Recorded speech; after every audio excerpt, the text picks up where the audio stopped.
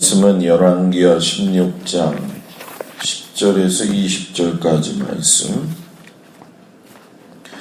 열왕기하 16장 10절에서 20절까지 말씀을 다같이 한 목소리로 봉독합니다.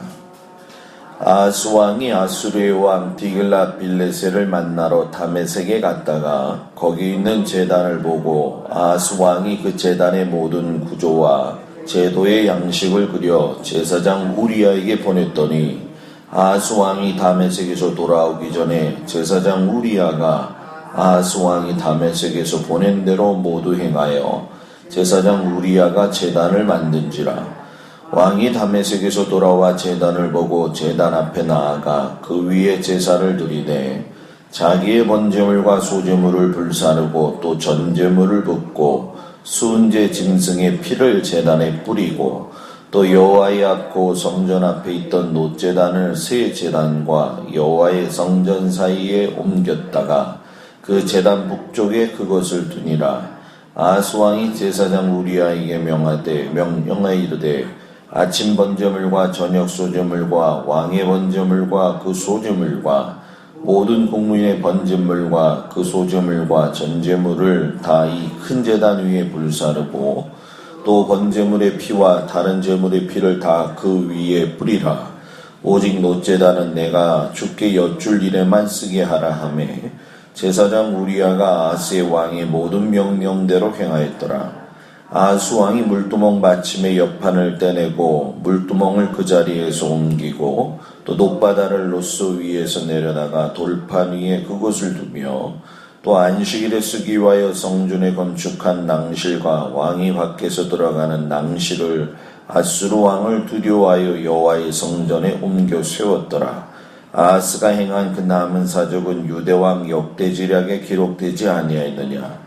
아하스가 그의 조상들과 함께 자매 다윗성의 그 열조와 함께 장사되고 그의 아들 히스기야가 대신하여 왕이 되니라. 아멘. 예배의 기본이 없는 인생이라는 제목을 가지고 오늘 아침 말씀을 묵상합니다. 유다의 왕 요담의 그 아들이었던 왕 아하스가 다메섹으로 올라갔죠. 그 이유가 무엇인가 보니까 아수르 왕이었던 디글랏빌레셋을 만나러 올라간 겁니다. 여러분, 그 아수르에 의해서 멸망당한 건 북이스라엘이 멸망을 당했는데 오늘 말씀에 보면은 유다의 왕이었던 아하스가 아수르에 올라가서 그 왕에게 거의 뭐라고 할까요? 더 낮은 수준으로 가서 이렇게 만나는 모습을 보게 되죠. 징조가 별로 그렇게 좋지는 않아요. 그리고 끝내 이것이 이제 도화선이 되어져서 아수르가 멸망하고 난 이후에 유다가 바벨론에 의해서 이제 멸망하게 되는 그런 일들로 가게 되어집니다. 자, 아하스가 얼마나 변질된 신앙이냐. 어저께는 우리가 별종신앙이라고 이야기를 했더니만 오늘은 말씀에서 보게 되면 예배의 기본 자체도 모르는 사람이 아하스였구나라고 하는 것을 우리가 보게 되죠. 여러분, 우리가 겉으로 예배 드린다고 다 드리는 게 아니라는 거예요.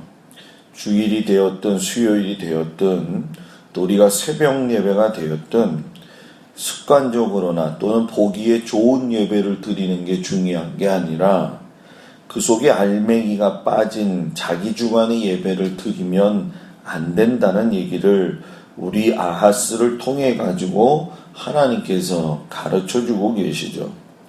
여러분들 한번 우리 다 같이 생각해 보자는 거예요. 우리가 예배를 드릴 적에 어떤 마음을 가지고 예배를 드리고 있는가. 예배가 나의 삶에 어떠한 부수적인 것이 된 것이냐, 아니면 예배 속에 내 삶이 스며들어가서 있고 있느냐. 굉장히 중요한 이야기죠. 아마도 우리가 거의 전자를 따라서 사는 경우가 많이 있는 게 사실입니다. 오늘 이 말씀에 보면 예배의 기본기가 없는 걸 어디서 볼 수 있냐면 제단이 바뀐다고 해가지고 사람이 바뀌는 것은 아니라는 거예요. 아하스가 다메섹에 가서 아수르가 종교 제단을 쌓아놓은 곳을 이제 보았다라고 하고 성경에서 이야기를 하죠. 그게 보았는데 어떤 의미로 아하스가 무슨 생각을 했는지 모르겠지만 규모가 어땠는지 또는 황홀함이 있었는지 뭐 정확하게 나오진 않아요. 그런데 분명한 것은 뭐냐면 아수르의 제단이 하나님께 드리는 제단과 비교했을 때 자기가 보기에 더 좋게 보인 게 사실이었다는 겁니다. 그래서 제단의 구조라든가 제도 양식을 그려내서 보내죠. 그래서 그 보낸 대로 하나님께 드리는 어떤 뭐 제사법이라든가 성전의 어떤 예배의 순서라든가 이런 것들은 완전히 무시를 하는 경우가 오늘 이 말씀 속에서 나옵니다. 더욱이 이 일이 제사장 우리아에게서 지시가 되어지는 모습을 우리가 보게 되죠. 제단이 바뀐다고 사람이 바뀌는 게 아니다. 우리는 뭐 그런 거에 대해서 많이 느낄 거라고 저는 생각이 듭니다. 뭐 교회 제단이 크든 교회 건물이 크든 뭐 목사님이 유명하든 또 평신도의 신앙이 유명하든 그게 사람 바꾸겠냐는 거예요. 사람 바꾸지 못한다는 겁니다. 오직 복음이 들어가야 사람이 바뀌지 사람의 그 생각과 짧은 그 모든 것으로 바뀌지는 않는다는 거예요.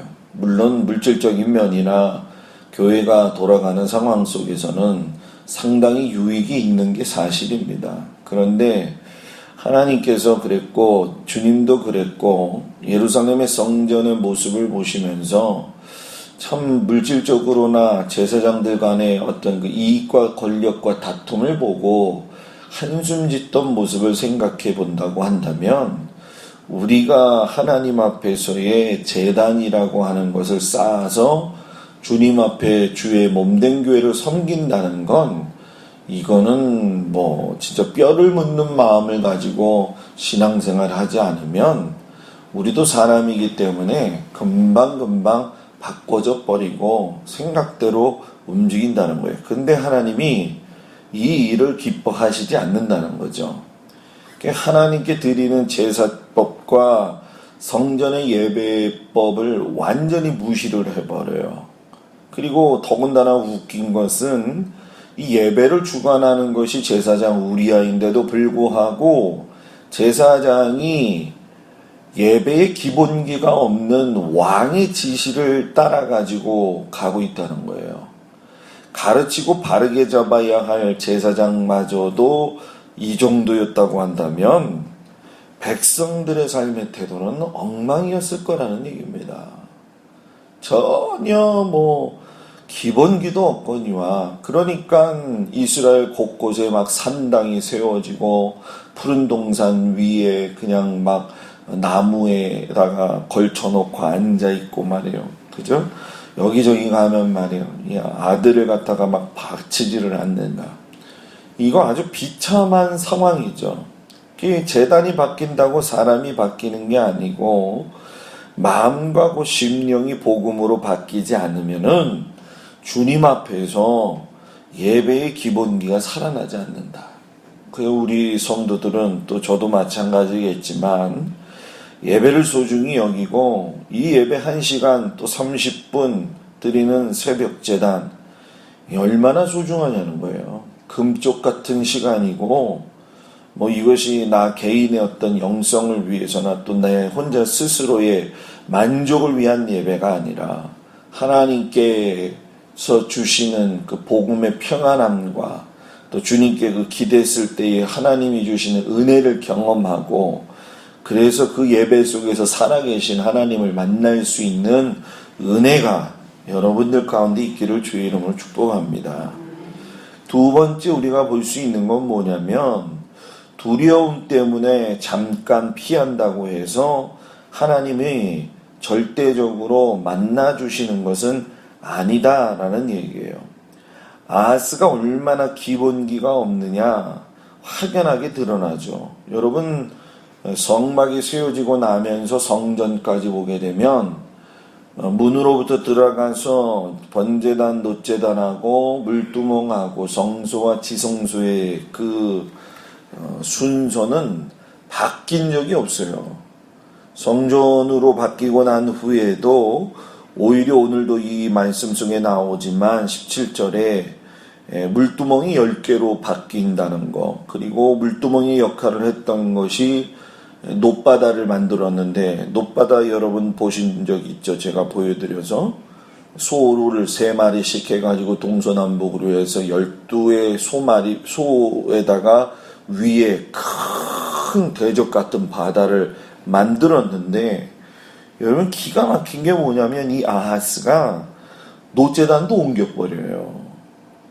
그리고 이 말하는 게 더 가관인 게 뭐냐면, 야, 놋제단 옮겨놔. 그리고 내가 죽게 10줄 일에만 쓰게 하라. 이렇게 이야기를 해요. 놋제단은 죄 지은 사람이 번제물을 갖다가 잡아다가 드리는 곳이잖아요. 그 일을 주관하는 것이 제사장의 밑에서 주관되어져야 될 텐데, 놋제단이 무슨 하나님을 만나는 신령한 장소로 생각을 한다는 거예요. 원래 성막이나 성전이나 하나님은 어디서 누가 만나야 돼요? 지성소에서 제사장이 1년에 한 번씩 만나야 되는 거예요. 그런데도 불구하고 이것마저도 바꿔버려요. 그리고 하나님이 주셨던 이 놋바다에 그 놋소 위에 있던 그 바다를 갖다가 내려서 돌판 위에다 그냥 둬버렸다는 거예요. 그러니까 이 바다의 의미가 뭡니까? 지성소나 성소에 들어가기 전에 레위지파 사람이나 제사장 사람들이 범죄하지 않고 여기서 뭐예요? 수족을 닦아가지고 들어가야 되는데, 이것도 여러분 뭡니까? 그냥 가는 거예요. 자, 쉽게 요즘 말로 이야기하면 뭐냐? 교회를 와도 그냥 준비하는 마음도 없고, 교회를 와서 예배를 드려도 그냥 내 편한 대로 예배 드리고, 교회를 와서도 내가 예배를 드릴 적에 중심을 맞춰서 드리는 게 아니라 내 편한 대로 드린다는 거죠. 제사장이 하는 일은 예배 드리는 거 가리키는 것이고, 하나님의 말씀을 제대로 전하는 거예요. 제사장이 문제가 되니까 아하스 왕의 권력 앞에 무너지잖아요. 요즘 한국교회 문제이기도 하고 전 세계적인 문제이기도 하고 또 앞으로 일어날 문제이기도 합니다. 그렇기 때문에 오늘 우리가 정말로 세상의 권력 앞에 교회가 위축당하고 교회가 할 말을 못하고 목사들이 할 말을 못하고 주님 앞에서 바른 말씀을 선포하지 못하는 이런 모습들이 우리 주변 여러 곳에서 뭐예요? 일어나고 있다는 거예요. 여러분, 절대로 아기 같은 신앙이 되면 안 됩니다. 목사님이 설교를 할 적에 그 말씀이 내게 비수가 꽂힐 적에는 그 마음의 양심이 내가 벌써 뭔가가 찔린다는 거거든요. 그러면 그걸 목사님 미워할 필요 없어요. 하나님이 주시는 말씀이기 때문에 내 마음속에서 반응이 그렇게 나오는 거예요. 성숙한 사람은 내가 이런 부분에서 부족한데 오늘 하나님께서 말씀을 주셔서 깨닫게 하시는구나. 어린아이 같은 신앙, 오늘 목사님 또 날 갖다 들쓰셨는데 목사님이 날 싫어하나 봐. 안 나와. 이게 끝이에요. 다른 거예요. 뭐가 달라도 달리자. 저도 설교 준비하다 보면 설교를 준비할 적에 제 마음속에서 막 불같은 마음이 일어나가지고 내가 이런 거는 진짜 잘 못했는데 그 마음이 저한테 와요. 그러다가 제가 설교하다가 하나님이 또 이걸 가지고 나한테 뭐라 그러네. 설교 안 할 거예요? 설교 준비 안 할 거예요? 거기서 그 자리에서 내가 이거 실수했고 이런 부분이 하나님 부족했습니다. 용서하십시오. 내가 이 말씀을 성도들한테 전해야 되는데 내가 이 부분에 대해서 바르지 못하고 어떻게 말씀을 전할 수 있겠습니까? 똑같은 거예요. 저도 하나님의 말씀을 받고 준비할 때 여러분들도 하나님의 말씀이 이곳에서 선포되어질 적에 받아들일 적에 그 말씀이 살아서 움직이면 반응이 나오게 돼 있는 거예요. 사탄이 싫어하죠. 당연히 싫어하지. 그죠? 하나님의 말씀이 들어가는데 어둠이 막 싫어하지. 어둠이 빛 들어오는데 비사어서 들어와라 이렇게 얘기하는 적은 한 번도 없다라는 거예요. 그래서 우리가 예배의 기본기가 있는 신앙은 하나님의 말씀을 잘 받아 먹는다. 그리고 내 마음대로 내 멋대로 예배의 모든 것들을 바꾸지 않는다는 거예요. 오늘 이 아하스의 모습을 보면서 우리가 참 많은 걸 깨달아야 됩니다.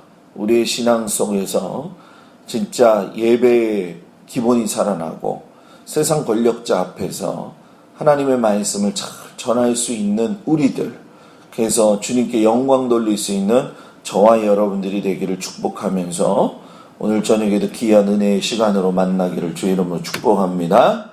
기도하겠습니다.